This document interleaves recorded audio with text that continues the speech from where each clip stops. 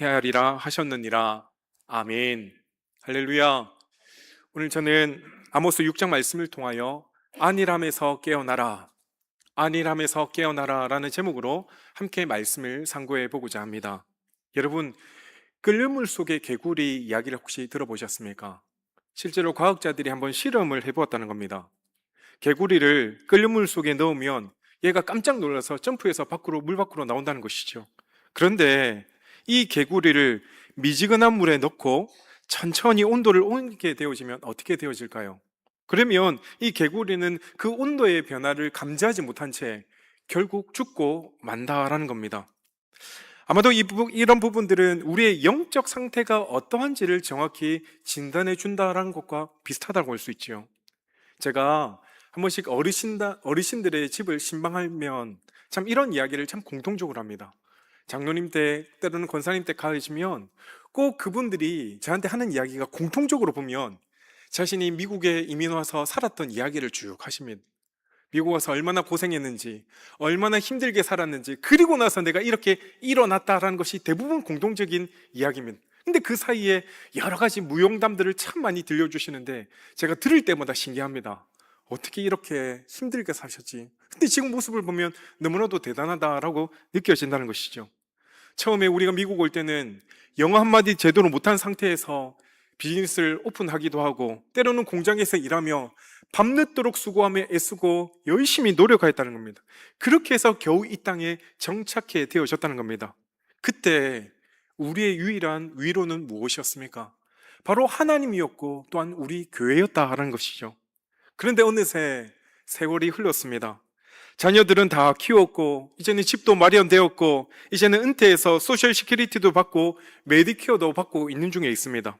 그래서 손주들을 때로는 보러 다니고 시니어 센터도 매일 열심히 다니기도 합니다. 내 삶에 어느 정도 안정을 이루어졌다라는 사실이죠. 그런데 문제는 무엇입니까?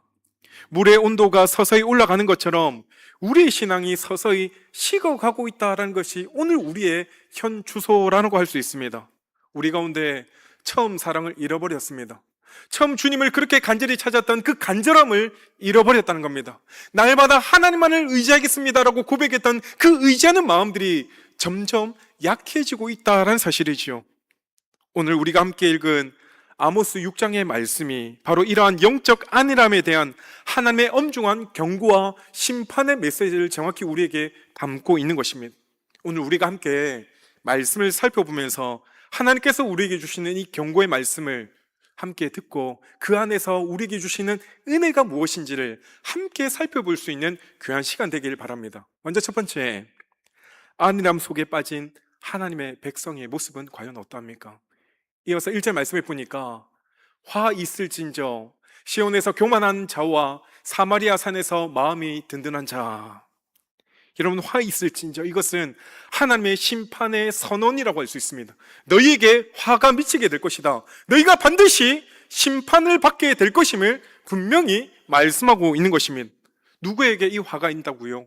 시온에서 교만한 자, 사마리아 산에서 마음이 든든한 자. 여러분, 시온이 어디입니까? 바로 남유다의 예루살렘을 시온이라고 합니다. 예루살렘이 바로 남유다의 수도였습니다. 그러면 사마리아는요, 북이스라엘의 수도가 바로 사마리아였다는 겁니다. 다시 말해 이 아모스 선지자는 남북 이스라엘을 막론하고 이들 모두가 지금 영적인 안일함에 빠져 있음에 대해서 분명히 화 있을진저 너에게 하나님의 심판이 선포되었음을 분명히 이야기하고 있다는 것이죠. 이들이 살았던 시대가 언제였습니까? 제가 몇 주 동안 강조했던 것처럼 지금 이 시대는 여로보암 2세의 시대였습니다. 지금 정치, 경제, 사회적으로 너무나도 풍요롭고 안정된 시기였다라고 할 수 있습니다. 그들 주변의 나라였던 갈레와 하맛과 가드, 이 나라들은, 이 도시들은 당시 굉장히 유명한 도시 국가들이었는데 이 도시 국가들을 지금 북이스라엘이 다 정복해 버렸습니다. 그러니까 그들이 너무나도 의기양양하여 우리 모든 것들이 다 우리 뜻대로 잘 되고 있다고 스스로 안정을 가졌다는 것이죠. 그러니까 우리는 그들보다 낫다, 우리는 하나님이 우리와 함께 하시기 때문에 우리는 괜찮다라고 그들 스스로 생각했다는 것입니다. 바로 이것이 그들의 교만한 마음이었습니다. 그래서 3절을 보십시오. 너희는 흉한 날이 멀다 하여, 다시 말해 그들이 정말 안일함의 모습에 푹 빠져 있다는 겁니다. 심판, 그런 것들은 우리와 상관없는 이야기처럼 들린다는 겁니다. 아니, 이 땅을 아무리 심판받는다라고 할지라도 적어도 하나님의 백성인 우리는 심판에서 제외된다라고 그들 스스로 생각했다는 겁니다. 여러분, 이게 바로 안일함의 뿌리라고 할 수 있습니다. 안일함의 뿌리는 딱 두 가지로 나타납니다. 하나는 자기 확신이고 또 하나는 교만한 마음입니다. 여러분, 우리 스스로 우리를 평가할 때 우리가 진짜 잘 된다라고 생각합니까? 하나님 없이도 우리가 잘 될 수 있다고 확신할 수 있습니까? 이게 바로 교만한 마음이라는 겁니다. 혹시 우리도 이런 마음을 갖고 있지는 않습니까? 나는 평생 교회를 열심히 다녔으니까 구원은 따놓은 당산일 거야. 다른 사람은 구원 못해도 하나님이 나는 구원해 주실 거야 라고 혹시 생각하고 있지는 않습니까? 왜냐하면 나는 헌금도 많이 하고 교회 봉사도 열심히 했기 때문에 그 누구보다 내가 좀 낫지 않을까. 그렇기 때문에 나는 적어도 하나님 앞에 확실히 구원받는 사람이야 라고 생각하고 있지 않느냐는 겁니다. 그런데 여러분, 과거에 우리 중에 열심히 안 한 사람이 있습니까? 과거에 우리가 교회에 열심히 섬기지 않은 분들이 이 중에 누가 있습니까?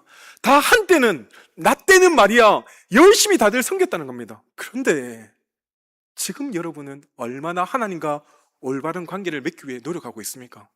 그 하나님과의 관계가 얼마나 긴밀하며 친밀하다라고 확신할 수 있습니까? 바로 그런 관계들이 제대로 되어 있지 않다면 이것이 바로 우리 안에 영적인 안일함에 빠져 있는 모습일 수 있다는 겁니다.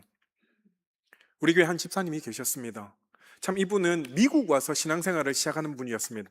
그런데 한 교회에서 열심히 신앙생활을 잘 하셨습니다.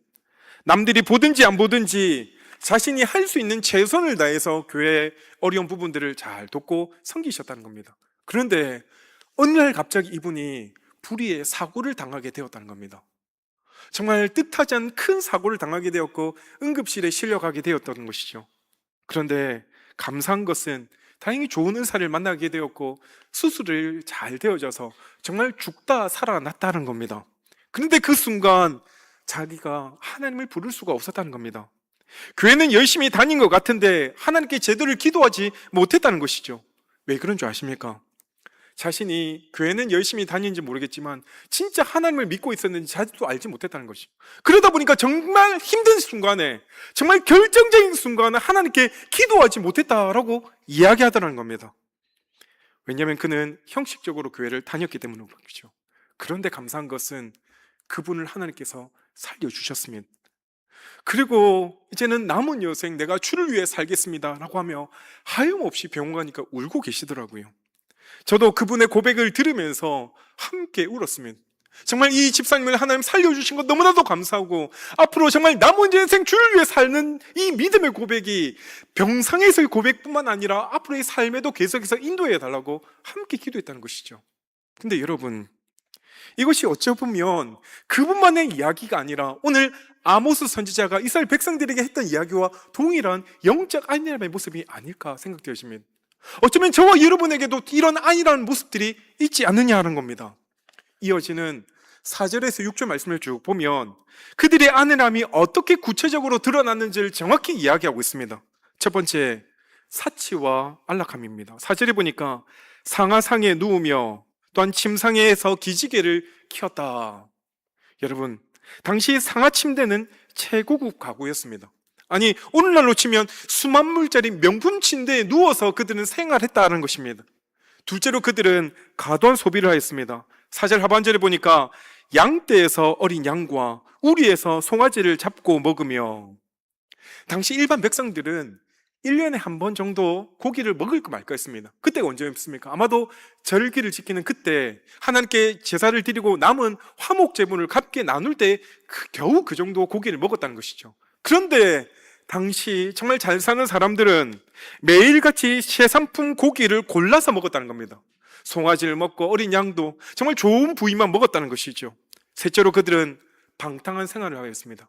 5절에 보니까 비파 소리에 맞추어 노래를 지절거리며, 그리고 6절에는 대접으로 포도주를 마시며, 한마디로 이야기하면 음악과 술로 허송세월을 보냈다는 겁니다.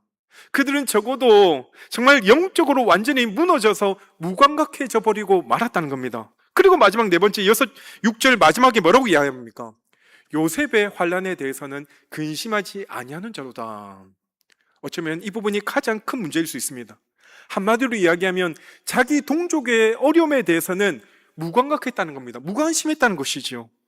자기들은 상하 침대에 누워서 최고급 고기를 먹으며 술을 마시고 향유를 바르며 포화롭게 먹고 즐기고 생활하였지만 바로 옆에서 자기 동족이 굶주리고 억압받고 고통받고 있음에도 불구하고 전혀 그것들을 개의치 않았다는 겁니다. 그 삶에 대해서 무감각하고 무관심하였다는 것이죠.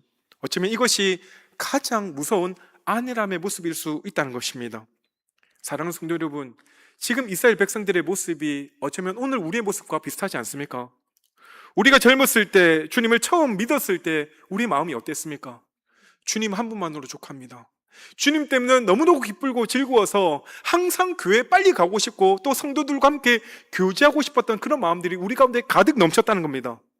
그런데 시간이 지났습니다. 지금은 집도 있고 차도 있고 먹을 것도 넉넉합니다. 근데 우리의 문제는 무엇입니까? 이런 안정 속에서 우리가 하나님을 찾는 그 간절함을 잃어버리고 말았다는 것입니다. 주일 예배는 습관적으로 교회에 나옵니다. 기도를 하지만 기도도 내가 정말 힘들 때 기도하지만 평소에는 기도조차 하지 않는다는 겁니다. 우리가 주일날 성경책을 당연히 가져와야 되는데 이제는 성경책이 무거워서 집에 들고 가지도 않고 그냥 차에 처박아 두다가 주일날 겨우 들고 온다는 겁니다. 또한 우리 이웃의 아픔에 대해서 우리 모두가 무감각하다는 겁니다. 혹시 우리도 상하 침대에 누워있지는 않습니까? 영적으로 점점 게을러지고 하나님 없이도 내가 잘 살 수 있다라고 착각하고 있지 않느냐라는 겁니다.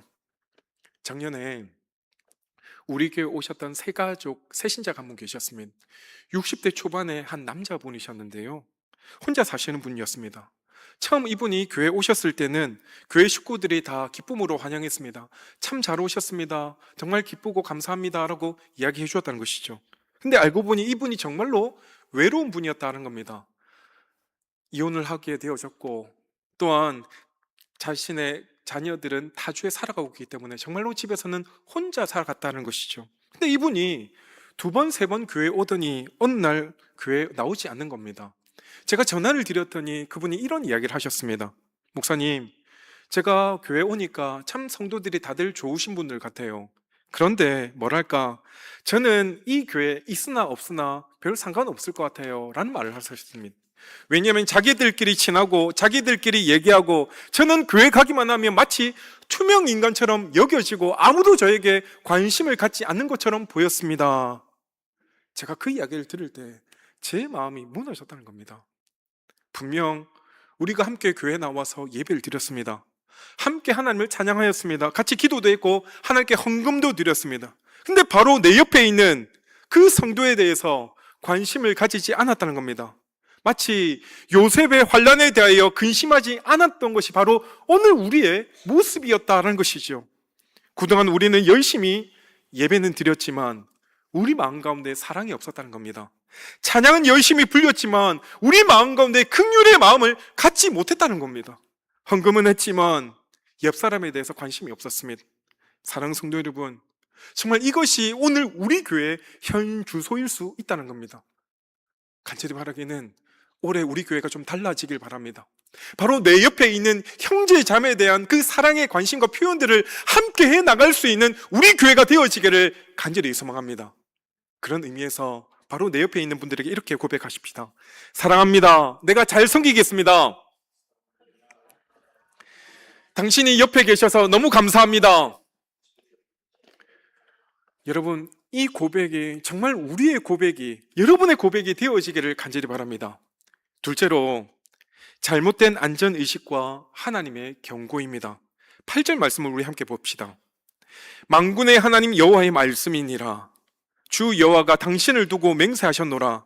내가 야곱의 영광을 싫어하며 그 궁궐들을 미워하므로 이 성읍과 거기에 가득한 것을 원수에게 넘기리라 하셨느니라. 하나님께서 분명히 주 여호와가 당신을 두고 맹세하셨노라. 무슨 말입니까? 하나님 자신이 나를 가지고 맹세했다는 겁니다. 이거보다 확실한 보증이 과연 어디 있습니까?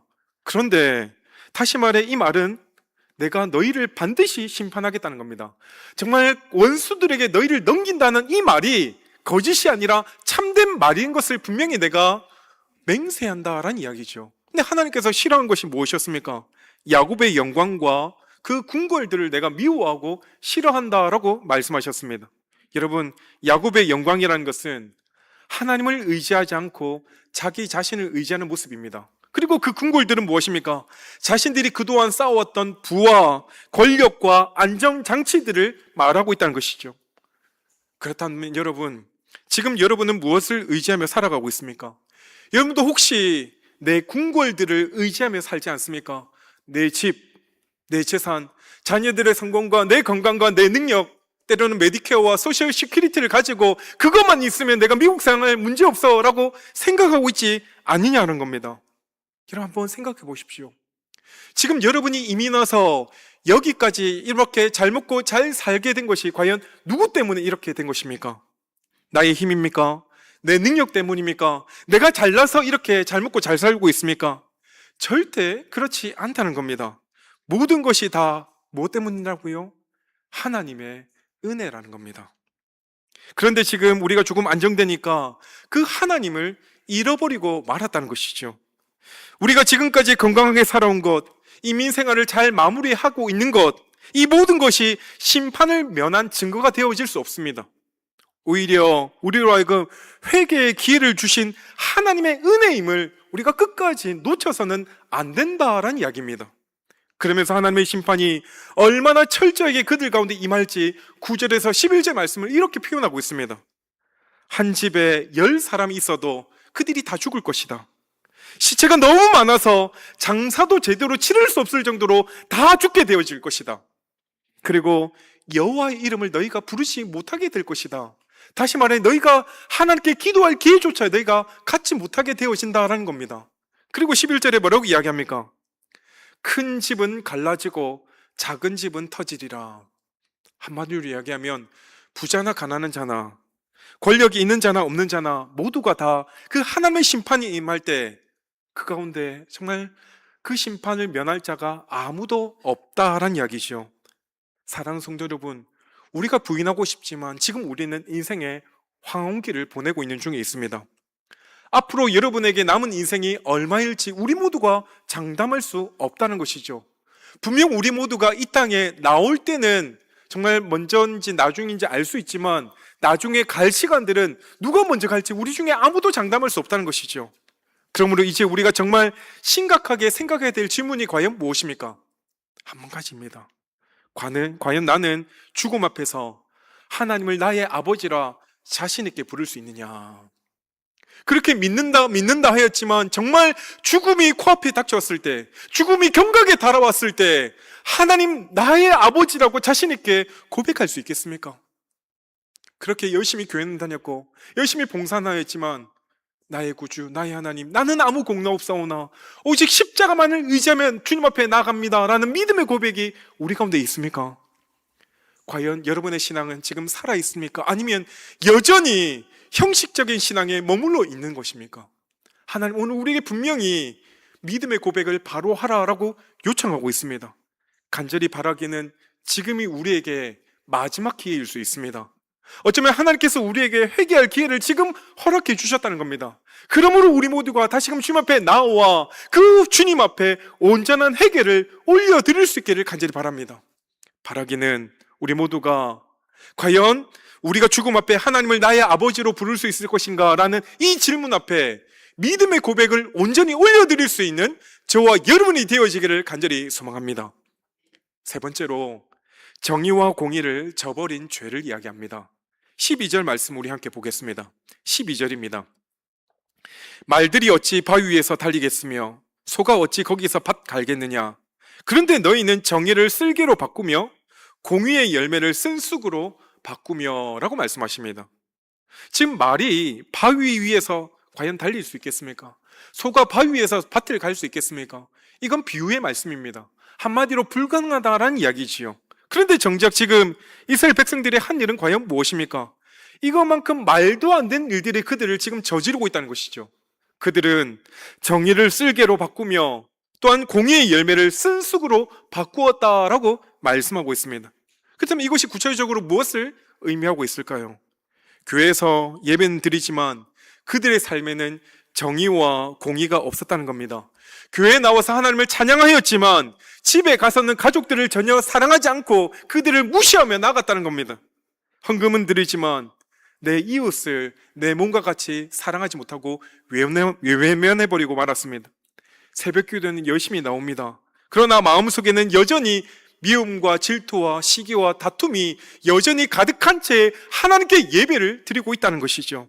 여러분, 야고보서 2장 17절의 말씀을 여러분 잘 알지 않습니까?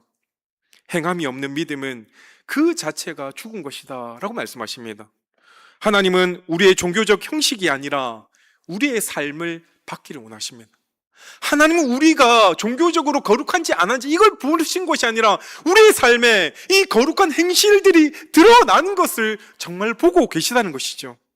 우리는 평생 동안 한 교회를 잘 섬기며 나오셨습니다.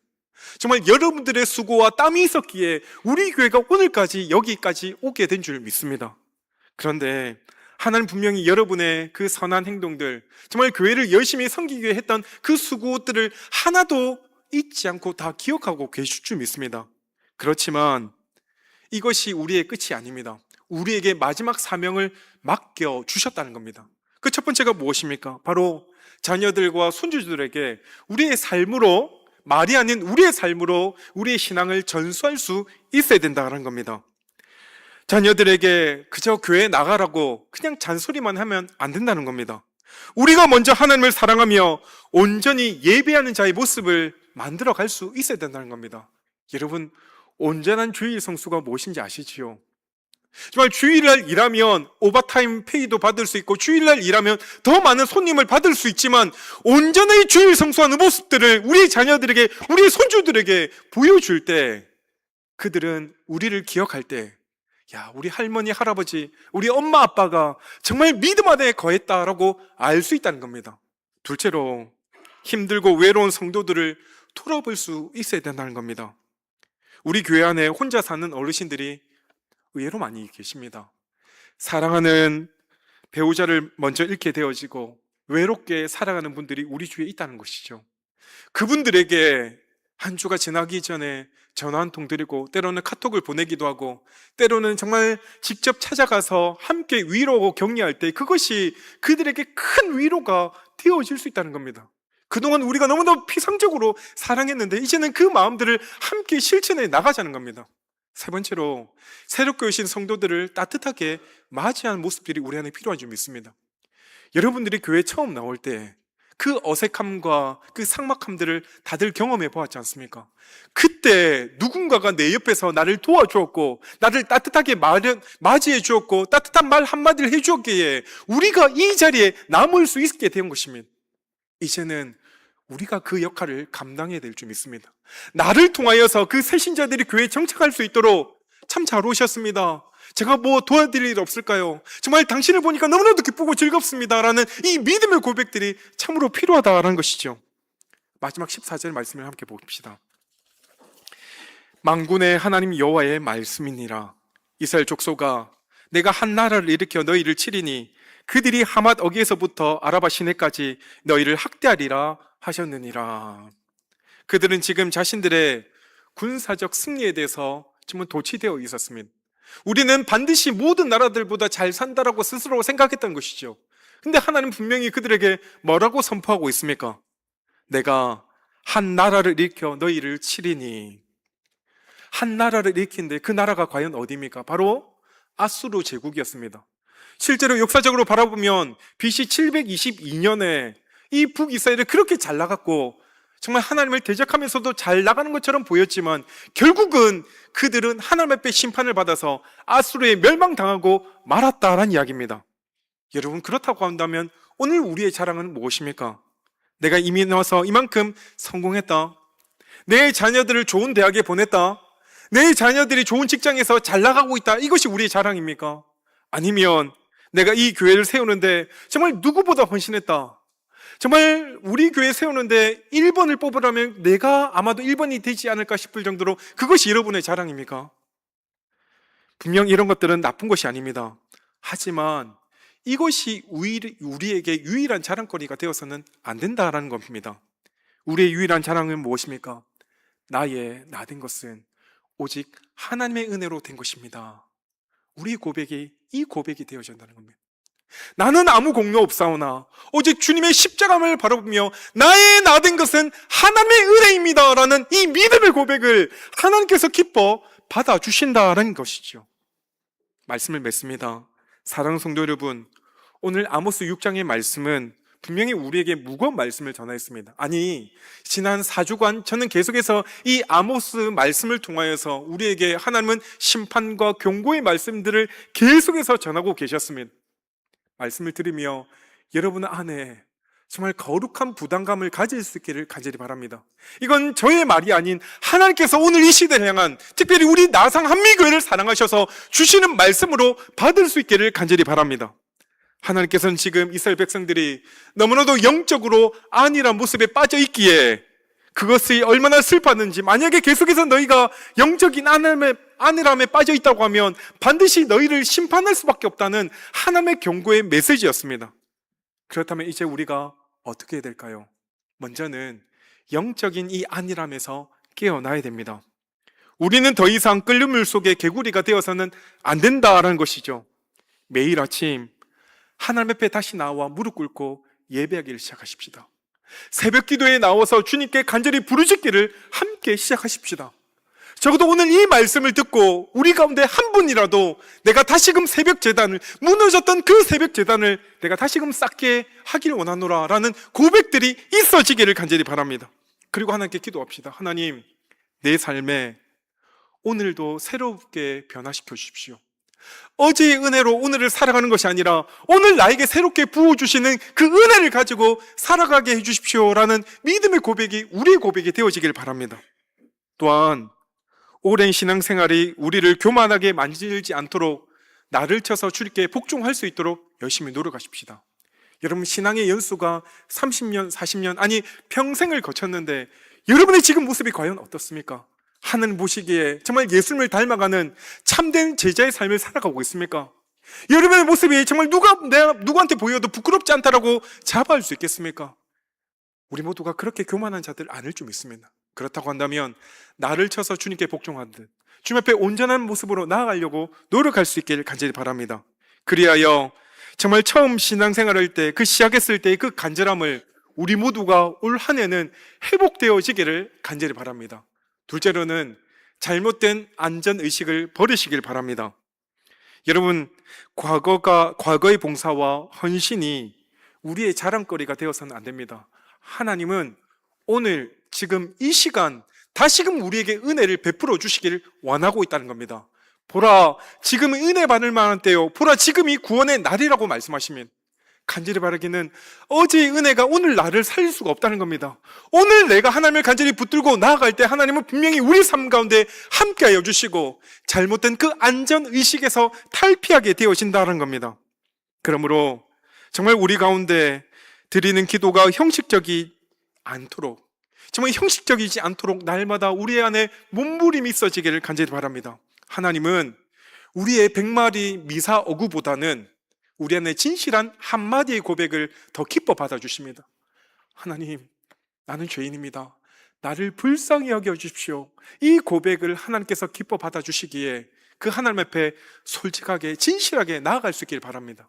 세 번째로 정의와 공의를 실천할 수 있기를 간절히 바랍니다. 여러분, 믿음에는 반드시 행함이 따르기 마련이라는 겁니다. 내가 예수를 믿는다라고 하면 그 말에는 반드시 행함이 함께 동반되어져야 된다는 것이지요. 이번 한 주간 우리 주변의 외로운 성도들을 함께 돌아볼 수 있기를 간절히 바랍니다. 그리고 어려운 이웃들을 위해서 우리가 함께 중보로도 기도하지만 내 주머니를 털어서라도 그에게 도움의 손길들을 줄 수 있는 저와 여러분이 되어지기를 간절히 바랍니다. 그리고 사랑하는 자녀들, 그리고 우리 손주들에게 말이 아닌 정말 신앙의 행위들을 보여주십시다. 정말 이들이 우리의 모습을 바라보며 우리를 위해서 할아버지, 할머니가 기도하고 있는 모습들을 볼 수 있도록 그들에게 표현해 주시기를 간절히 바랍니다. 그리고 또한 우리 교회 안에 사랑과 화평을 함께 만들어갈 수 있기를 바랍니다. 여러분, 정말 우리 교회가 올 한 해는 좀 서로 싸우지 맙시다. 큰 소리가 나가지 마십시다. 정말 함께 사랑을 품고 이해하며 용서하며 자비를 베풀 수 있는 우리 믿음의 아름다운 나성 한미교회가 되어지기를 간절히 바랍니다. 그러나 사랑하는 성도 여러분, 결코 두려워하지 마십시오. 하나님은 우리의 영적 안일함을 깨닫고 때로는 부끄러울 수 있습니다. 그러고 또한 우리가 얼마나 많은 시간을 그동안 낭비했는지, 또한 얼마나 많은 기회를 놓쳤는지 때로는 후회할 수 있습니다. 하지만 기억하십시오. 하나님은 여전히 우리를 사랑하고 계십니다. 비록 우리가 연약하여 실수가 많다라고 할지라도 하나님은 여전히 우리에게 은혜를 베푸시기를 원하시며 우리에게 다시금 기회를 주시기를 원하고 있다라는 겁니다. 그러나 지금 우리 앞에 시간이 얼마나 남아있을지 우리 아무도 알 수 없습니다. 하지만 그 시간이 하나님과 더욱 깊이 동행하는 아름다운 황금빛 시간 되어지기를 간절히 바랍니다. 이번 한 주간 우리가 힘들고 어려울 때 하나님을 온전히 붙들었던 그 신앙의 순수함들을 다시금 회복함으로 말미암아 하나님과 동행하는 그 시간들이 아름다운 시간을 함께 만들어갈 수 있는 저와 열매의 삶이 되어지기를 주의 이름으로 간절히 축원드립니다. 아멘. 이 시간 우리 함께 주신